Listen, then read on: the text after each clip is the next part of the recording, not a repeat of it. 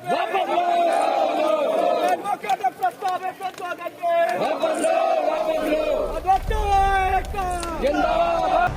भारत देश में व्यवस्थाओं की कई बातें की जाती हैं, लेकिन जब बात न्याय व्यवस्था की आती है तो शायद पूरा देश ही नहीं बल्कि पूरे देश की हालत विश्व में भी गूंजने लगती है। आज हम खड़े हैं उत्तर प्रदेश के जिले कानपुर देहात में और वहाँ उस देहात की बात पूरे देश में गूंज रही है, क्योंकि बातें सिर्फ वो कानपुर देहात की नहीं है, वो जुड़ी हुई बातें हैं हर एक आम नागरिक से, चाहे वो रेहड़ी वाला हो, चाहे वो ठेले वाला हो, चाहे वो राष्ट्रपति हो। क्योंकि व्यवस्थाओं को लेकर जब कानून व्यवस्था आगे आती है तो शायद सबकी दिमाग की नसें फटने लगती हैं।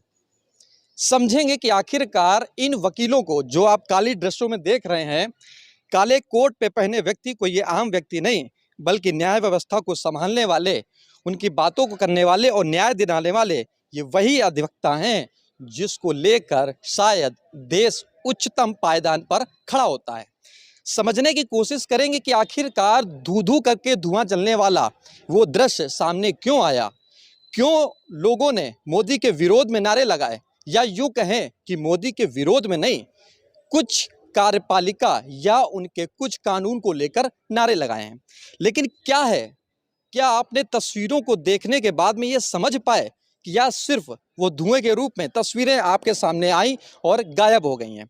समझने की कोशिश करेंगे कि सर, क्या नाम है आपका और जो आपका ये विरोध प्रदर्शन है किस चीज़ को लेकर है, बड़ी बारीकी से बताइए। मैं जितेंद्र प्रताप सिंह चौहान आज कानपुर देहात नहीं बल्कि पूरा देश का अधिवक्ता आंदोलित इस कारण है कि देश में अब एक ऐसे दौर पर गुजरने की स्थिति आ गई है कि जो सरकार पहले और लोगों के लिए दबाने का काम करती थी, अब कानून में जो अधिवक्ता आम व्यक्ति का जो न्यायिक प्रक्रिया में आकर सहयोग कर रहा होता है, उसको ही दबाने का काम किया जा रहा है। आज 3 कानून जो बड़े खराब हैं उनको संशोधन द्वारा अधिवक्ता एक्ट में शामिल करने की बात कही जा रही है। पहला तो ये कि अधिवक्ता यदि न्यायिक कार्य से विरत रहता है तो उसे व्यावसायिक कदाचार का दोषी माना जाएगा और उसे दंडित किया जाएगा।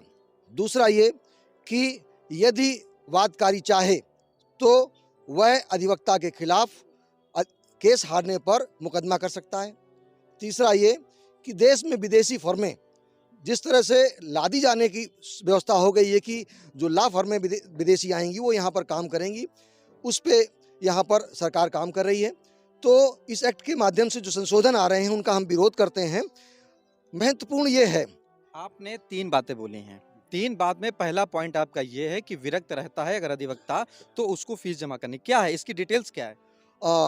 इसमें जो लगाया गया है कि अधिवक्ता न्यायिक कार्य से अगर विरत रहता है और उसमें 1 दिन की छूट दी गई है, वो भी विशेष कारणों से यदि उसकी अनुमति दी जाती है तो उस पे धारा 35A जोड़कर उसको व्यावसायिक कदाचार में लाया जाएगा और उस पे सजा के प्राविधान है जो 3 साल और या उससे ऊपर हो सकते हैं। और उसमें अधिवक्ता का जो रोल है जो एडवोकेट एक्ट के तहत उसका निरस्त किया जा सकता है और उसको 3 साल तक की सजा हो सकती है। मतलब कुल मिलाकर हम ये कहें कि जो सहूलियत से पहले कानून चल रहा था वो वर्तमान स्थिति में अगर ये एक्ट लागू होता है तो ये पायदान पीछे होते हुए दिखाई देगा। हाँ, निश्चित तौर पर ये पीछे आएगा।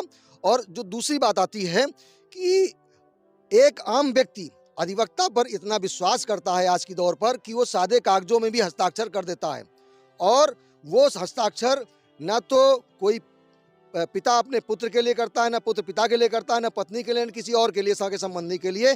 आज जो विश्वास है उसको कहीं ना कहीं तोड़ने का काम यह सरकार करने जा रही है। आज भी अधिवक्ता वो व्यक्ति है जो निर्भीक होकर और बिना किसी लालच के, बिना किसी दबाव के एक आम व्यक्ति के लिए काम कर रहा होता है। निश्चित तौर पर उसे दबाने के लिए काम किया जा रहा है। सरकार की बात की आपने कि सरकार ऐसा कर रही है, लेकिन सरकार की, सर आप कह रहे थे कि सरकार, जो बात आपने बताई कि सरकार ऐसा कर रही है, तो क्या लगता है सरकार ऐसा कर रही है या सिस्टम ऐसा कार्य कर रहा है, और ये क्या लोगों के हित में रहेगा या नहीं रहेगा, ऐसा क्यों? भारत सरकार संवैधानिक पदों पर बैठे सभी लोगों पर कब्जा कर लिया है और वकीलों पर ये जो बिल थोप करके जुडिशरी पर कब्जा करना चाहती है। इसलिए ये भारत सरकार बिल जो है, संशोधन बिल वकीलों के खिलाफ लाई है। जिसको हमें हम लागू नहीं होने देंगे। हमें लगता है कि जिस तरीके से आपकी आवाज़ भारी है, उसी तरीके से ये मुद्दा भी भारी है। लेकिन क्या ये कानपुर देहात में, क्या ये पूरे भारत में किस पायदान पर अभी चल रहा है ये? इसके बाद आगे कहाँ तक ले जाएँगे अपने ये आंदोलन को? पूरे भारत में वर्तमान समय में 20 लाख अधिवक्ता है और उत्तर प्रदेश में 4 लाख अधिवक्ता है। हम जनपद के वासी हैं। हमारी जनपद में करीब 1.5 लाख अधिवक्ता है। 1.5 लाख अधिवक्ता हम लोग संगठित होकर के और bar council of Uttar Pradesh के जो हमारे चेयरमैन साहब हैं, सदस्य हैं, बात करके इसकी लड़ाई को जो हम पहले जिले से, मंडल से, इसके बाद प्रदेश स्तर पर और बात को हम दिल्ली तक के साथ में कूच करेंगे। ये बात आपकी तो कहीं न कहीं सही है। लेकिन सवाल एक आपसे ये है कि सरकार का कहना है कि हम जो भी नीति लाते हैं, वो लोगों के हित में होती है। चाहे वो एक सब्जी बेचने वाला नागरिक हो, चाहे वो एक आईएएस अधिकारी हो। लेकिन आपका तालमेल सरकार से वर्तमान स्थिति में बैठते हुए नहीं दिखाई दे रहा है, क्योंकि आप लोगों का एक कानून को लेकर विरोध है। तो क्या आप सरकार के पक्ष में या विपक्ष में या एक आप एक्ट के विरोध में? हम सरकार के अच्छे कामों के साथ हैं, परंतु जब विरोध तभी लोग करते हैं जब उसका गलत काम करते हैं। सरकार अब की बनने के बाद केंद्र सरकार लगातार विरोधी कार्य कर रही है, वो किसी भी समाज का हो। हम समाज के सजग प्रहरी हैं। सरकार अपने को तो एमपी, एमएलए, विधायकों का सबकी तनख्वाहें बढ़ा लेती है, सबके फैसिलिटियां पूरी हैं। वकीलों को हिंदुस्तान में एक फैसिलिटी भी नहीं है वकीलों के लिए दी है सरकार ने। अगर सरकार ने कोई दी है बताइए। हम जो 10 रुपए की टिकट लगाते हैं वकालतनामा में, वो भी हमारा उत्तर प्रदेश सरकार के पास 7 करोड़ रुपया जमा हो। हमारे यहाँ का अधिवक्ता मर गए, उनको अभी 5 लाख रुपया तक नहीं देता। मेरा धन जमा पैसा सरकार नहीं दे पाई, मुझे सरकार ने आज तक न दिया है और ना आगे बिल में देने की तैयारी है। बिल में उन्होंने नहीं लाए कि वकील का अगर कोई घटना हो जाती है तो मेडिकल के मिलेगा, दुर्घटना हो जाती, मृत्यु हो जाती, उसका पैसा मिलेगा, इसको प्रोटेक्शन मिलेगा। आज तक मकान नहीं दे पाई। अगर अधिवक्ता कोई मर जाता है तो उसके वारिसान को कोई अधिवक्ता मुंशी तक नहीं बनाएगा, न उसको 1 रुपया तनख्वाह है। वकील को दिया क्या रहे? वकील तो समाज में नंगा भूखा रहकर भी सरकार के खिलाफ आवाज उठाती है। इसी सरकार इसलिए वो दबाना चाहती है और एक केवल स्तंभ बचा है, वो जुडिशरी, और जुडिशरी को अपने कब्जे में लेने के लिए वकीलों पे कानून थोपना चाहती हैं, जिसको हम लोग बर्दाश्त नहीं करेंगे। इसको समस्या कहें या समाधान कहें या आरोप कहें, शब्दों में तालमेल बैठाना बड़ा ही भावुक समझ में आ रहा है, क्योंकि जब पक्ष न्यायपालिका का हो तो शायद सबके मुंह में कुछ ना कुछ बारीकी छिपी रहती है कि कम शब्दों में बोलने की आदत होती है, क्योंकि व्यवस्था न्याय की है और सत्ता बीजेपी की है। तो क्या सर सत्ता बीजेपी की है या पिछली सरकारों में भी ऐसा होता रहा है कि वकील लोग अपनी बात को रखने के लिए पुतला फूंकते रहे हैं? जब वकीलों के साथ ऐसा हो रहा है तो आम नागरिक के साथ कैसा होगा? देखिए, लोकतंत्र में प्रोटेक्शन, सबको अधिकार है प्रोटेक्शन करने का, अपनी बात कहने का। तो पिछली भी सरकारें रही हैं, हमने उसमें भी आंदोलन किए हैं तमाम समस्याओं को लेके। कभी किसी अधिवक्ता के साथ घटना हो गई, किसी अधिवक्ता की हत्या हो गई, तो हम लोगों ने धरना प्रदर्शन किया।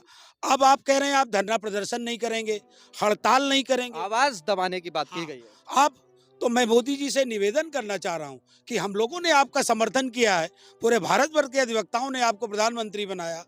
आप ऐसा मत कीजिए, आप ऐसा रिव्यू करिए कि जो अधिवक्ताओं के हित में हो, बातकारियों के हित में हो, ऐसा कानून बनाइए, ऐसा कानून बनाइए जो सबके हित में हो। आप चाहते हैं कि अब ग्रामीण अंचल का अधिवक्ता ये फीस कहाँ से वापस करेगा? भाई सुप्रीम कोर्ट का अधिवक्ता तो फीस वापस कर देगा, वहाँ 1 करोड़, 2 करोड़, 4 करोड़ फीस मिलती है। हम लोगों को 2000, 4000 फीस मिलती है डिस्ट्रिक्ट कोर्ट में। कभी कभी कोई अधिवक्ता इतना गरीब होता है बातकारी, वो हमें 1 रुपया भी नहीं देता है, फिर वो बाद में कहेगा मुकदमा हार जाएगा। जजमेंट करने का राइट, अधिकार जज के पास है, वो क्या जजमेंट करता है। हम अपनी पूरी मेहनत के साथ मुकदमे को ट्रायल करते हैं।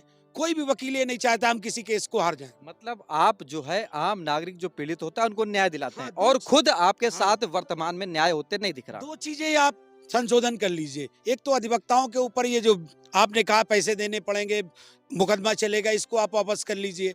जीरो टॉलरेंस लाइए, हम आपके साथ हैं। जीरो टॉलरेंस अच्छी चीज है, बातकारी को न्याय मिले, कुछ लोग परेशान रहते हैं उनको भी मिले, आप जीरो टॉलरेंस उसमें भी लाइए। Supreme court, high court justice जो हैं उनके ऊपर भी जीरो टॉलरेंस लाइए कि आप आम परिवारों से, गरीब परिवार, जैसे मोदी जी गरीब परिवार से, ऐसे गरीब परिवारों से जस्टिस बने। सुप्रीम कोर्ट, हाई कोर्ट के। जीरो जीरो टॉलरेंस की जब बात होती है तो सरकार की जो फेहरिस्त तैयार होती है उसमें वो अपनी बात कहती है। हाँ। लेकिन आप लोग के पास जब केस आता है तो अधिकतर ये देखा जाता है कि वो केस खुल के सामने न्यायालय में जाता है, जी। बाद में वो मीडिया में आता है, बाद में वो आम नागरिक को पता चलता है। जी, जी। क्या कहीं कुछ केसों को भी दबाने की बात होती है कि इस तरीके से चीजों को समाज में ना दिखाया जाए, ना बताया जाए, आवाज को ना उठाया जाए? नहीं, ऐसा कुछ नहीं है। सरकार की ये मंशा रहती है कि ज़्यादा से ज़्यादा केसों में सज़ा हो, ये सरकार की मंशा रहती है। लेकिन आम अधिवक्ता का मामला है, जैसे हम वादी के वकील हैं तो हम चाहेंगे सज़ा हो, आप डिफेंस के वकील हैं तो हम चाहेंगे कि हम बाइज्जत अभियुक्त हमारा बरी हो। तो वो हम खाली कोर्ट में अपनी बात रखते हैं, हम जिरह करते हैं, बहस करते हैं, जजमेंट जज को देना होता है। जो जजमेंट के बाद अगर हम केस को हार जाते हैं, तब हमसे रुपया वसूला जाएगा, ये कहाँ का न्याय है? हमने तो अपनी मेहनत कर दी, ईमानदारी से की। फिर आप कह रहे हो कि अगर वो चाहे बातकारी तो आपसे पैसे भी वापस ले। ये कौन सा कानून है? ये कौन सा बिल है? इस बिल के बारे में मुझे तो समझ में नहीं आया। मोदी जी इतने ज्ञानी आदमी है, देश विदेश जाते हैं, सारे इंटरनेशनल कानून को अध्ययन करते हैं। पता नहीं अचानक उनके वही दिमाग वही देखने को मिल रहा है कि मोदी जी तो इंटरनेशनल खेल खेल रहे हैं, लेकिन हाँ। आप उस पे बात करके उनमें सेंध लगा रहे हैं। हाँ, वही। सीधी सी बात ये है कि हाँ। क्या आपकी बात 5 शब्दों में आप ये बता दीजिए कि क्या उनके पॉइंट हैं जो आपको चाहिए? हमारे ये पॉइंट है, एक तो हमारी सुरक्षा प्रदान की जाए। हम बड़े-बड़े माफियाओं के खिलाफ केस लड़ते हैं, कोई अधिवक्ता हो। मान लो केस हम डिफेंस भी लड़ते हैं, वादी के वकील, अभियुक्त के वकील रहते हैं। एक तो हमारी सुरक्षा की बात आती है। दूसरा जो आपने कहा कि आपसे पैसा वसूला जाएगा, ये कानून आप रद्द कर दीजिए। कोई मुकदमा हारता है, एक तो वकील मुकदमा जीतेगा, हारेगा, और दोनों ईमानदारी से, अधिवक्ता कभी कोई मुकदमा ईमानदारी से लड़ता है। कोई उसके दिमाग में नहीं रहता है हम किसी बात का, उसकी क्रेडिट का सवाल होता है। अगर हम कोई मुकदमा हारते हैं तो इसका असर मेरे ऊपर भी पड़ता है। तो हम पूरी मेहनत से अपना काम करते हैं। एक तो ये बिल वापस कर लिया जाए। दूसरा जो आपने कहा कि विदेश से वकील आएंगे, एजेंसियां आएंगी, वो यहाँ वक्त प्रैक्टिस करेंगी, तो हमारे देश में अधिवक्ताओं की कमी नहीं है। आप वो चीज़ निरस्त कर दीजिए। आप जीरो टॉलरेंस लाइए, ईमानदारी हो, फीस डिसाइड कर दीजिए। वो आप कर नहीं पाएंगे कि चलिए 302 में इतनी फीस, ये कर सकते हैं आप। ये आपने अभी तक किया नहीं। तब तो आप कहते हैं कि भाई वादकारी को न्याय दिलाइए, अधिवक्ता ऐसी चीज़ है, समाज का प्रहरी है, समाज की अधिवक्ता मदद करे। एक तरफ तो आप ये कहते हो कि समाज की मदद करिए, दूसरे ऊपर आप हमारे ऊपर ये कानून थोप रहे हो। ये तो बिल्कुल अंधा कानून है। मतलब इसमें तो आपको विचार करना पड़ेगा, आप कर क्या रहे हो? शायद ये आवाज किसी मंत्री या विधायक या यूं कहें किसी भी व्यवस्था तक पहुंचे, सदन तक पहुंचे, और ये बात हालांकि पहुंच रही है और कुछ बिंदुओं तक मानी भी जा रही है। लेकिन समाज की बात तब उठती है जब मोदी जी ये कहते हैं कि भारत में जीरो टॉलरेंस की बात की जाती है, यानी कि कोई भी ऐसी अव्यवस्था नहीं रहती है कि जिसको लेकर समाज में कुछ आक्रोश पैदा हो। लेकिन जब बात न्याय व्यवस्था की होती है तो पुरुष वर्ग के साथ साथ महिला वर्ग भी यहाँ पर शामिल है। जो आपने पुतला दहन में देखा उसमें भी शामिल था। कुछ समझ लेते हैं कि आप एक महिला हैं, आम तौर पर महिलाएं घर में काम करती हैं और भी अन्य काम करती हैं, लेकिन आपका पेशा वकालत का है, बड़ा जोखिम भरा पेशा रहता है। मतलब आपके पास कोई अच्छा व्यक्ति हमको लगता है नहीं आ सकता, कोई ना कोई क्राइम करके ही आएगा या नहीं करके आएगा, आरोपों में फंसाया जाता है। लेकिन आप वर्तमान समय में सरकार के कानून में खुद फंसती हुई दिखाई दे रही हैं, क्या कहेंगी? जी, मैं बिल्कुल इस 2025 बिल संशोधन का मैं बिल्कुल घोर विरोध करती हूँ, क्योंकि अधिवक्ता एक स्वतंत्र प्राणी है, ठीक है? और अधिवक्ता की आवाज़ को दबाने का काम किया जा रहा है। ये बिल्कुल हम लोगों को बर्दाश्त नहीं है। हम लोग इस बिल का बिल्कुल विरोध करते हैं, और अगर आगे भी ये लड़ाई जाएगी तो हम लोग यहाँ से दिल्ली तक बराबर लड़ने के लिए तैयार हैं। इसलिए इस बिल का वापस लेना हम लोगों के लिए हित में होगा। कहने का मतलब ये है कि पुरुष वर्ग ही नहीं बल्कि महिला वर्ग भी आक्रोशित दिखाई दे रहा है सरकार के इस कानून को लेकर। आपको क्या लगता है कि क्या उत्तर प्रदेश ही नहीं बल्कि पूरे देश का जो ये आंदोलन है वकीलों का, क्या सरकार को इस कानून को वापस लेना चाहिए? आप अपनी बात लिखकर बता सकते हैं।